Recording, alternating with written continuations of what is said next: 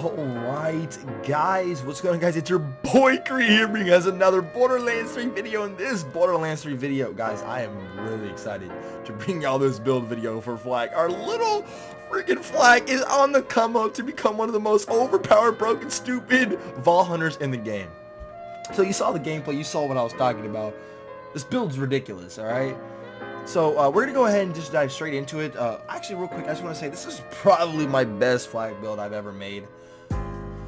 Probably better than the Shadow Flak, even though that one's a bit recently. Mainly because a lot of this gear is, level 57. Some of the gear that I had for Flak, for the Shadow Flak build, was 50 and 53. But with that being said, we're going to go ahead and actually dive straight into this build. So we're going to start off things first with the skill trees here. Yes, boys, this is the first build with the 2 capstones. You already know it's hype as hell. All right, okay. So real quick, go ahead and throw your 3 points into Persistence Hunter just for that extra gun damage and active skill duration. It'll definitely come in handy and help you out later on. Then we'll go ahead and look at the Stalker tree. So what we're going to want to do here, go ahead and throw 4 out of 5 in a self-preparing system and then 4 out of 5 in Eager to Impress. I do 4 out of 5 in Eager to Impress just for that 1 second flat and then the 2 second flat, just, it looks nice having the flat 1 second and 2 seconds towards your active skill cooldown. Obviously, you want to max out Furious Attack. It's just a really good hunter skill, and it's just obviously you want to max this one out. Coming down here, turn, tail, and run. Definitely max this out. You constantly want to regenerate health and get yourself just some damage reduction, just to make our squishy Flak a little bit more sustainable and a little bit more able to survive in the higher end content. Obviously, Flak is a little bit squishy Vault Hunter than say someone like Moe's. So anytime you can get some damage reduction and constant regeneration towards your health is obviously going to be good. Obviously, licking the wounds, literally, I don't know how to say this. If you spec into the Stalker tree, throw your 1 skill point to licking the wounds. Just do it. It's obvious. We actually are not throwing anything into Overclock here, mainly because I don't think it's actually that needed. Go ahead and throw your 3 and 3 in the Fast and the Furious. Once again, we get gain some gun damage and some movement speed, which is awesome. Go ahead and max out your Rage and Recover kill skill after killing an enemy. Flak and Flak's pet. Regenerate health for a few seconds. Do that for sure. Anytime, once again, as I said, anytime you get some health regen going with your Flak is always good because Flak is super squishy, and that's kind of how he relies on staying alive. He's having a lot of constant health regen. As you can see with Rage and Recover, once you kill an enemy, boom, that'll activate some Rage and Recover for 3 seconds.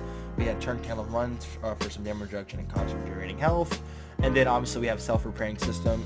That's 3 things to help keep your ass alive, right? So max that out.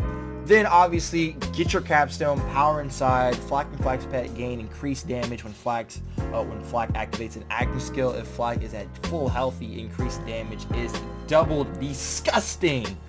Get that. Obviously, this is a fadeaway build, so we're gonna go ahead and get ourselves Gorilla in the Mist and Unblinking Eye. Obviously, for most fadeaway builds, this is generally what you kind of run. But with that being said, we're going to go ahead and go over into the Hunter tree. So, the Hunter tree is so amazing, right?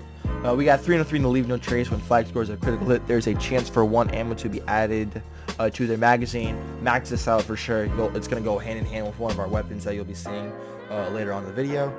Max that out. Oh, whoopsies. I'll go ahead and now right here, I gotta be honest, your Interplanetary Stalker and your Hunter's Eye, you could fiddle with this if you want. I went ahead and put 4 out of 5 in Interplanetary Stalker, and I get actually these 2 points from my class mod. Just my preferred way of running this. I like to have the Hunter kill skill over this just flat bonuses, but that's just my personal opinion. If you want, you can switch it out, go 2 for just go ahead. These 2 you can honestly, depend on how you want. I just went ahead and give a little bit more towards my kill skill. Obviously, you want to have head count. This is very important. Unfortunately, our class mod isn't going to be buffing head count for this build, which if it did, it'd be really good. But you want to have this one so you can constantly get your fade away literally up as fast as humanly possible. You want to be running fade away a lot. You're trying to get that stuff up and running as much as you can. 2 Fang, duh, max this out, extra projectile chance, doesn't go unnoticed, it's very good. And then we have these 2, Big Game and the Most Dangerous Game. So Big Game, we're going to be maxing out Big Game for this one. Since we are using fadeaway, we want to have that 100% duration just to last a lot longer, twice as long obviously. And the Hunter skill effect will be 30% buff, which is obviously a pretty solid buff overall. Then we have 4 out of 3 in the most dangerous game. Obviously, we get 1 from our class mod here. Another kill skill. Whenever Flak kills a badass or stronger enemy, they gain increased critical hit damage, gun damage, and handling for a long time, and their pet receives increased damage for a long time. This is a very useful for mobbing, especially if you're doing something, I don't know, say the raid, or heaven forbid when we get the new raid, this would be very good. With 4 out of 3, guys, we get 33% gun damage when we kill a badass. 13% crit damage. That's literally disgusting, and it lasts for 2 minutes. Please, please, max this one out. I feel like this hunter skill is very underrated. So we go ourselves down to Grim Harvest. I like to throw a little bit in the Grim Harvest whenever I spec into the hunter tree if I get all the way down here. Of course it is.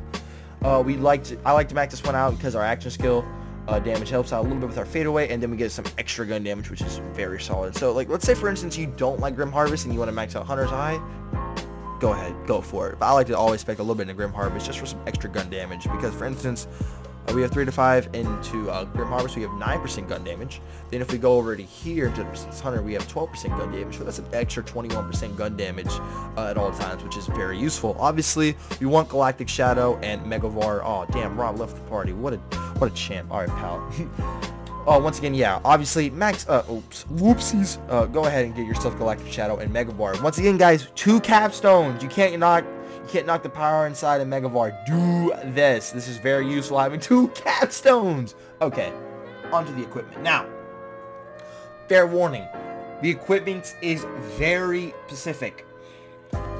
Mainly what you're gonna need is a hyper focus and some sort of stagecoach, okay? And obviously you're gonna need the artifact. If you don't have this artifact, the build will not be nearly as good. Luckily, if you have the Guns, Left, and Tentacles DLC, you get this artifact guaranteed. Very useful to help you guys out. If you get it like later on in the DLC, you get it from Claptrap, so just keep that in mind. So we're gonna go ahead and run through what we're using here. So right now what we have equipped is 2 hyper focuses, a stagecoach, and a Kibsworth. The hyper focus, if you guys don't know, is so disgusting. Like, I mean, it's disgusting. Welcome back, Rob. Welcome back to the party, homie. Welcome back.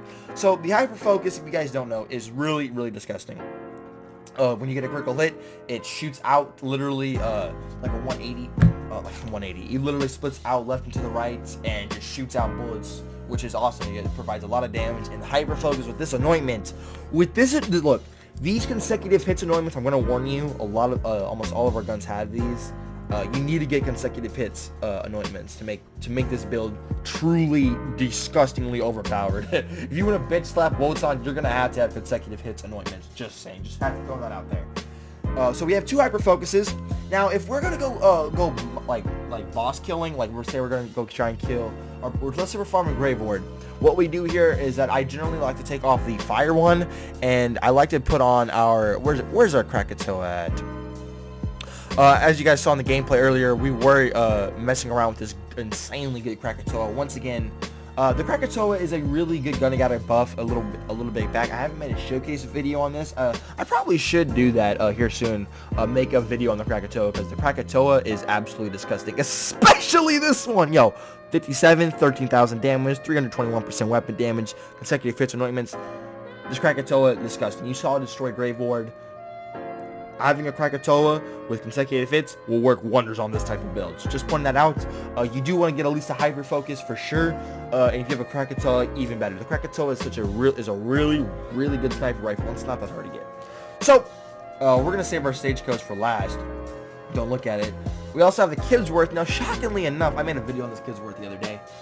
This is the least gun I used when I'm in the build here, because it doesn't have a consecutive hits anointment, but it does have an insane anointment on ASC 100% weapon damage. Now, obviously, when we're using fadeaway here, we're not gonna be able to proc it as much as say if we were using rack attacks, but this Kibsworth is still disgusting and still provides a lot of utility to the build overall. If you don't want to use it and you want to throw in the Krakatoa instead, go ahead.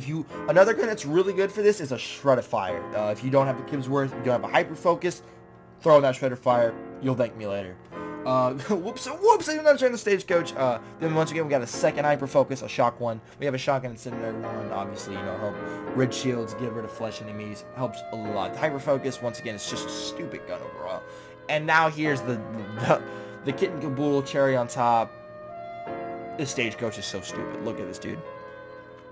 Level 57, 655 times 21 pellets. Are you serious?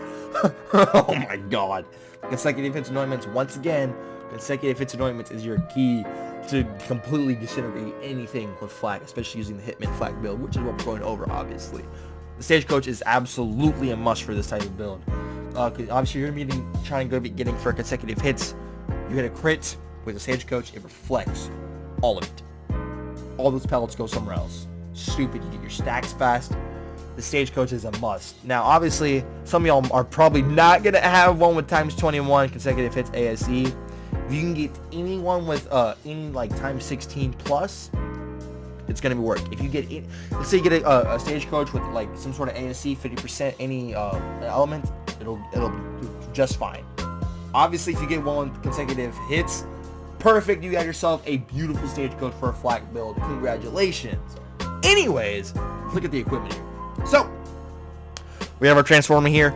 I love the Transformer overall. This one's really good. It's not 57, unfortunately. It's only 53, but it still puts in the work. Obviously, you know, immune to shock damage on ASE. We gain 50% more shock damage. Super useful. Literally, I would recommend any shield that if you give any shield that gives you an ASE, any Transformer, grenade thrown Transformer, I would highly recommend that. But I mean, at this point, a Transformer is really not that hard to go out and get. So then we go into our grenade here. Once again, our grenade. This Merv, I was just like I was debating on whether I wanted to get switch out for this Merv for the extra shock damage, but then I was like, nah. If we're using the shield, for using the Transformer shield with the 50% shock, I didn't want to throw on this one because you can't stock double ASC elements. So I did throw on this Merv Hex for the 50% corrosive, mainly because we don't have any corrosive weapons. We have 2 incendiary / shock because Kid's worth is not one. You can switch it. Shock, incendiary, high focus also incendiary, and then the Stagecoach doesn't have an element, so just having 2 elements here will allow you to do some amazing work whenever you come out of your AC with the Stagecoach. Overall, it's just really good to have 2 different elements here. If you have radiation on any ASC, totally use that, it'll work just fine. Then we have this one, okay, so look, the Bounty Hunter. This Bounty Hunter in particular is amazing. We're using this Bounty Hunter because whenever you're dealing gun damage, you have a chance to activate every hunt kill skill in your tree. That's insane. AKA, boom, that's 1. This helps our hunt skills, the big game, you know, buffs our hunt skills. Then we have, you know, End Player Stalker, that's 2. Come over to here, Furious Attack. Actually, I think this, yeah, boom, that's 3. Rage and Recover, that's 4. Dude, you get my point. The Bounty Hunter is just super useful for this. Now, real quick, I gotta say my roll on this is really useful. 35% shotgun damage and 28% weapon damage. Yeah, it's gotta be insane, especially for the Stagecoach. This really helps it out. Real quick, I want to go ahead and point out that whenever I'm farming a Raid War with this type of build, I'm using the Krakatoa and I'm using this Cosmic Stalker. The Cosmic Stalker is really solid. If you don't have a Bounty Hunter, a Cosmic Stalker is a great secondary option. If you don't have any of those, I mean, you could use a stack bot. Oh, that's not a stack bot, but you could use a stack bot if you wanted to. But I would highly recommend either a Bounty Hunter or a Cosmic Stalker. Anyways, we're gonna go ahead and look at our artifact here. Once again, this is the Pearl of Knowledge. Now, the Pearl of Knowledge is busted right now. Once again, if you don't have the Guns, Love, and Tentacles DLC, use one that just fits your build and rounds it up overall. Any idle will do well, but overall, I highly recommend using this artifact. Guys, this artifact is broken right now.